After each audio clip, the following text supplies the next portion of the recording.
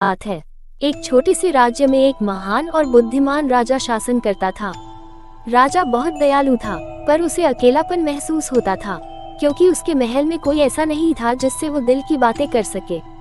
एक दिन महल के बगीचे में टहलते हुए राजा ने एक नन्ही बिल्ली को देखा।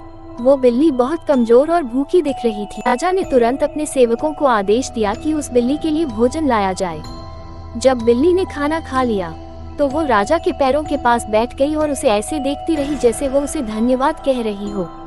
राजा ने उसकी मासूमियत देखकर उसे अपने पास रखने का फैसला किया। दिन बीतते गए और वो नन्ही बिल्ली राजा की सबसे अच्छी साथी बन गई। राजा हर सुबह उसके साथ महल के बगीचे में टहलता और उसके साथ खेलता। धीरे धीरे राजा ने महसूस किया कि उसके अकेलेपन का अंत हो चुका है। बिल्ली ने न सिर्फ उसकी दिनचर्या बदल दी थी, बल्कि उसकी सोच भी बदल दी थी। एक दिन पड़ोसी राज्य का एक क्रूर राजा उस राज्य पर आक्रमण करने की योजना बना रहा था। राजा को इसके बारे में जानकारी मिली, पर वो असमंजस में था कि कैसे अपनी जनता की रक्षा की जाए।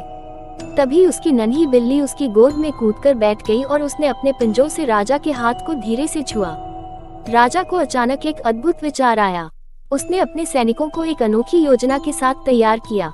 अगले दिन जब शत्रु सेना ने राज्य पर हमला किया तो राजा ने अपनी सेना को इस तरह से तैनात किया कि वे दुश्मन को चारों तरफ से घेर सके, जैसे बिल्ली अपने शिकार को घेरती है। राजा की योजना सफल रही और उन्होंने युद्ध जीत लिया।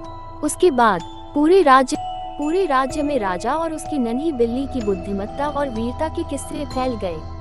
राजा ने उस बिल्ली को अपना संरक्षक मान लिया और उसे महल में विशेष सम्मान दिया जाने लगा। नन्ही बिल्ली और राजा की यह दोस्ती सभी के लिए ये सिखाने वाली बनी कि कभी कभी छोटी छोटी चीजें भी हमें बड़ी समस्याओं से लड़ने की ताकत देती हैं, और सच्चा साथी किसी भी रूप में मिल सकता है।